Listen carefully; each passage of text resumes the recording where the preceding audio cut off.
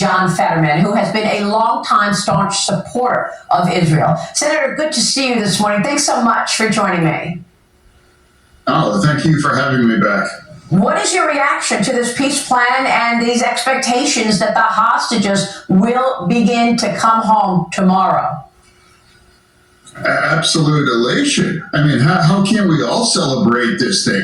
I mean, you've had human beings held underground for over 2 years and tortured and beaten and starved, forced to dig their own graves and things. Now they can finally come back home. And now everyone should be celebrating these things.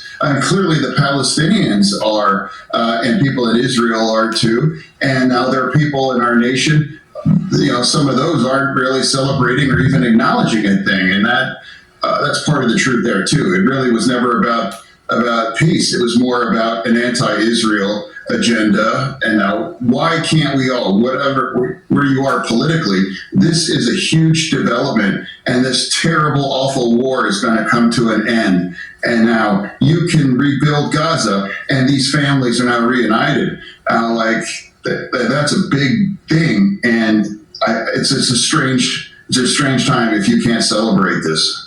John Fetterman is basically saying, listen, this is not about Democrats and Republicans. He's basically calling out his own party by saying, look, I know you don't like it that it was Trump that got this peace deal done, but this is a good day for America that the hostages are being released, period. We got to put the politics aside and have a heart, have a godly heart. In this world, and it's entirely appropriate to do that. And if you're not willing to acknowledge that, you're ironically pointing out the absurdity and making it more personal when we can't all celebrate this peace after this awful war after 2 years. Yes, of course. And I feel like that sentiment also applies to the government shutdown, because with the government shutdown, you are talking about fighting about Obamacare subsidies that are going to expire at the end of the year, but you're seeing a real impact. We're worried that people are not going to get paid on October 15th and on October 20th. Is this all political as well? Because remember what Senator Schumer said just this week. Watch this. Yeah. Each day, our case to fix healthcare and end the shutdown gets better and better, stronger and stronger, because families are opening their letters, showing how high their premiums will climb if Republicans get their way. See, again, Chuck Schumer is missing the point. He's focusing on if the Republicans get their way, but what about the American people? What about them? I mean, are you willing to let the American people suffer in order for you to get your way? Basically, that's what this is about. You getting your way and keeping your job. It's like, I can't ever or will ever vote to shut our government down. It was wrong if the Republicans did these things. And I led that charge back in March saying it's wrong to shut us down. And we kept it open, and now we are. And now I've said then back in March that when September comes, I'm going to be the one guy that's saying it's wrong to do this. It's really the losers. The losers are these poor Americans here that are going to get caught in the middle of this thing. Now, I fully support, let's have a conversation to extending those tax credits. I think a lot of Republicans might even agree with that too. That's a priority for us, and they might agree. But, let's have our government open and have that conversation so people can get paid, and we can't have this kinds of chaos. What John Fetterman is talking about is common sense. It was something that was freely given to us, but most of the time we choose not to use it and end up putting ourselves in a worse predicament because of it. I'm really not sure. It's what's really part of it more than, it's not about who's losing or who's getting more of the blame or anything.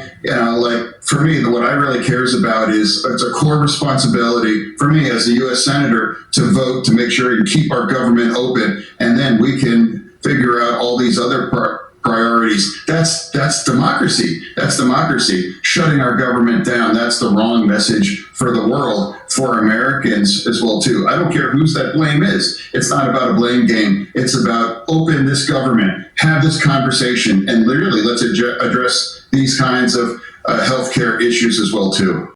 Again, what John Fetterman is talking about is common sense. And when you delude that with hate, what happens is you put yourself in an even worse position.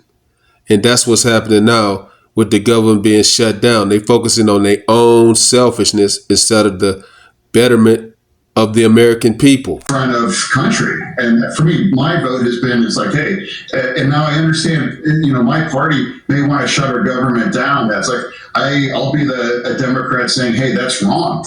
Just like we all agreed it was wrong when the Republicans were going to shut it down. Like I have that core kinds of ideal, and I'm not going to violate it.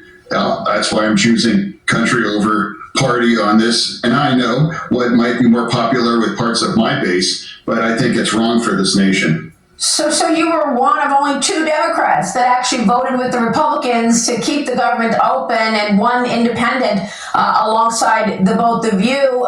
Is it surprising to you that John Thune and his colleagues on the right can't find 5 more yes votes in the Democrat Party? I announced when it shut down, I said it's a sad day for our nation. This isn't my government. It's not the Republicans' government. It's the American government. And that's why they all should be open. And now we have different priorities. That's the essence of democracy. And this was an election and put us in the respective situations that we're in. That's part of a conversation that must happen when our government is open. And now turning it into like a really bad, sorry kind of it's not entertaining. It's not about blame and these things. It's about governance. That's the essence of our responsibility. See, when you're voted in, whether you be a Republican or a Democrat, the American people are deciding to say, hey, this woman or this man has the ability to negotiate the best deal for the American people without having their own personal agenda. In the middle of, we have this amazing development about the Gaza war. Things, how small it is, this entering a new phase of peace in the Middle East, and now we're still arguing. Now let's open open up the government, and now find a way to extend these kinds of healthcare solutions. Yeah, that's consistent. Do you feel that there are other senators like you, friends of yours in the Senate, that you feel are independent-minded and open-minded and have that same sentiment that you do? Is it just leadership that is so dug in on fighting Trump? For me, it's been very isolating, honestly.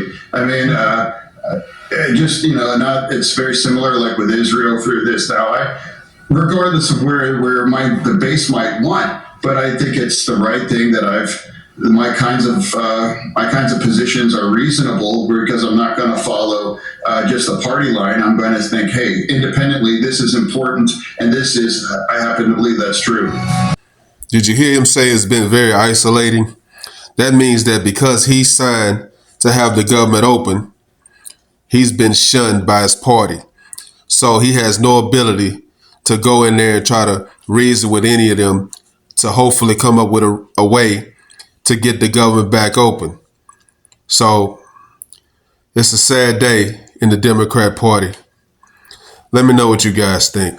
Like, comment, subscribe. Follow God, not culture.